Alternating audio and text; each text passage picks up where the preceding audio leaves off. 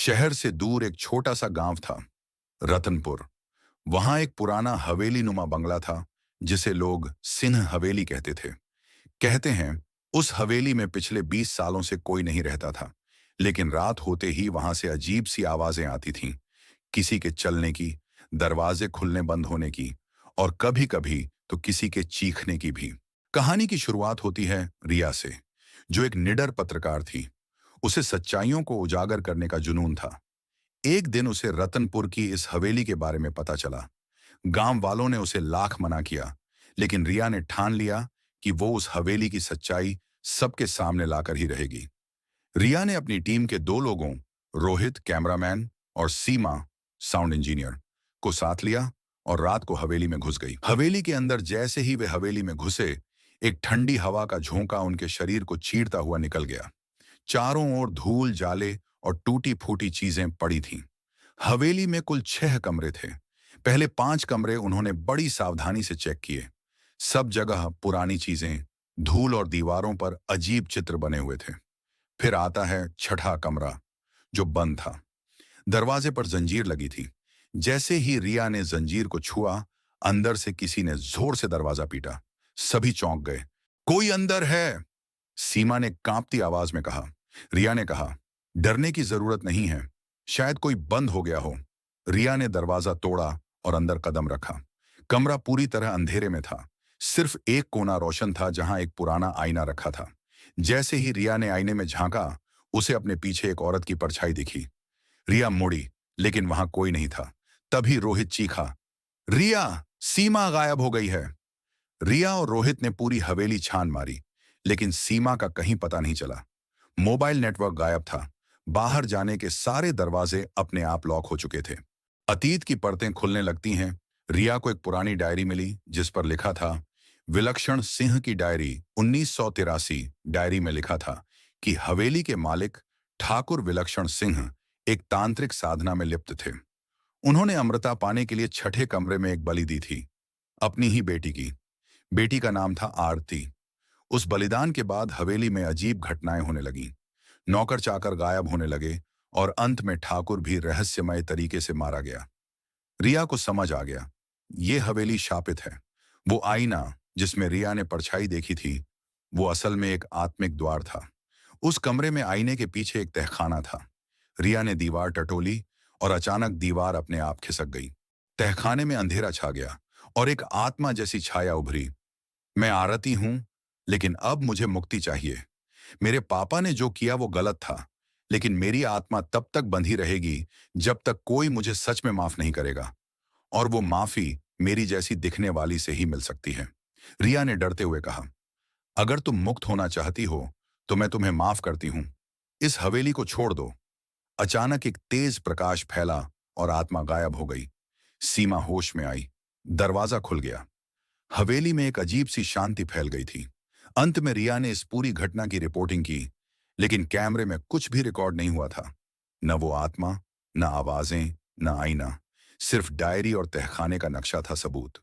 आज भी रिया जब उस आईने को याद करती है, तो उसे लगता है कहीं ना कहीं वो आत्मा अब भी उसके साथ है, शायद किसी और मुक्ति की तलाश में। जरूर। चलिए इस कहानी को और रोमांचक और रहस्यमय मोड़ देकर आगे बढ़ाते हैं। भाग 2, आईने के पार। रिया, सीमा और रोहित ने जैसे ही हवेली से बाहर कदम रखा, उन्हें लगा कि अब सब कुछ ठीक हो गया है। उन्होंने गांव वालों को बताया कि हवेली में अब कोई डर नहीं है। लेकिन एक चीज जो रिया को बेचैन कर रही थी, वो आईना।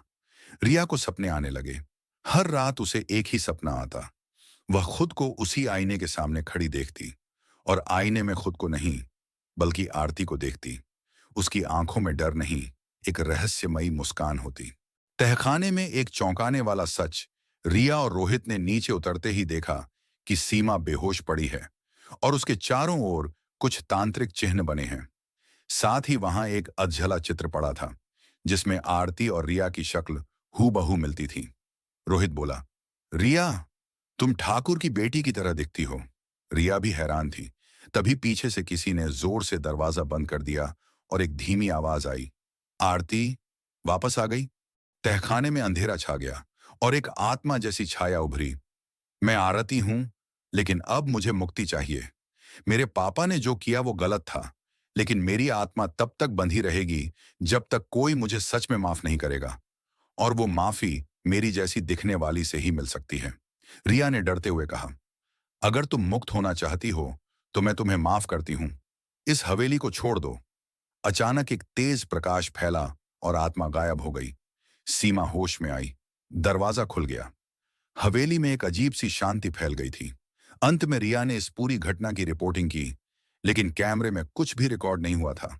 न वो आत्मा, न आवाजें, न आईना, सिर्फ डायरी और तहखाने का नक्शा था सबूत। आज भी रिया जब उस आईने को याद करती है तो उसे लगता है कहीं ना कहीं वो आत्मा अब भी उसके साथ है, शायद किसी और मुक्ति की तलाश में।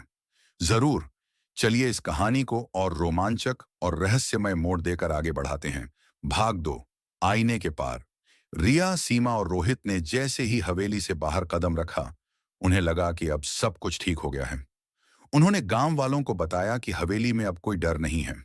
लेकिन एक चीज जो रिया को बेचैन कर रही थी, वो आईना। रिया को सपने आने लगे। हर रात उसे एक ही सपना आता। वह खुद को उसी आईने के सामने खड़ी देखती। एक रात रिया चौंक कर उठी।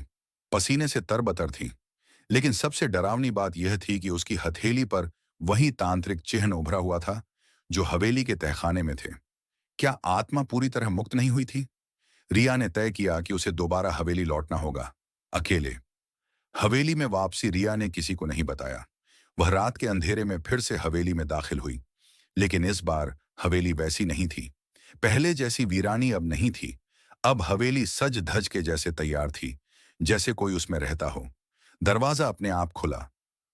आवाज आई आईने के अंदर से। रिया ने देखा, आईने में वह खुद नहीं, बल्कि पूरी तरह से आरती बन चुकी है। सफेद साड़ी, लाल टीका और आंखों में एक गहरा खालीपन। आईना अब सिर्फ एक वस्तु नहीं रहा, वह एक द्वार था, आत्माओं और यथार्थ के बीच। आईने में कैद दुनिया। रिया जैसे ही आईने के करीब पहुंची, उसे अंदर खींच लिया गया। अब वह उस दुनिया में थी जो मृत आत्माओं की थी। परछाई लोक। वहां सैकड़ों आत्माएं भटक रही थीं। सबकी आंखों में एक ही सवाल, हम क्यों कैद हैं? रिया को एक बूढ़ी आत्मा, आरती का आत्मा तो सिर्फ माध्यम थी। असली शाप उस आईने में है। वह एक तांत्रिक द्वारा रचा गया द्वार है जो हर 100 साल में एक शरीर की तलाश करता है। और अब तुम वो शरीर हो। रिया डर गई। तो क्या मैं भी अब कैद हो जाऊंगी? पंडित बोले, नहीं, अगर तुम आईने की शक्ति को नष्ट कर सको, लेकिन उसके लिए तुम्हें उस तांत्रिक आत्मा से भिड़ना होगा जिसने इसे रच। कालयोगी ने कहा, मुझे अमृता चाहिए थी, और अब तेरी आत्मा मेरी आखिरी सीढ़ी है। रिया ने खंजर निकालकर जैसे ही उस पर वार किया, पूरी परछाई लोग कांपने लगी। कालयोगी चिल्लाया, तू 2 दिन से बेहोश एक भीषण विस्फोट हमें तुझे खेतों में बेहोश पड़ा मिला। बेहोश हो गई, सीमा बोली। अंत। रिया ने धीरे से नई शुरुआत। हवेली जब रिया को होश आया, वह एक अस्पताल में थी। हवेली में आग लग चुकी है, कुछ नहीं बचा। रिया मुस्कुराई। शायद अब वो आत्माएं आजाद हो गईं। लेकिन जब रिया घर लौटी, उसने दर्पण में देखा, उसकी परछाई मुस्कुरा रही थी, कुछ ज्यादा ही देर तक।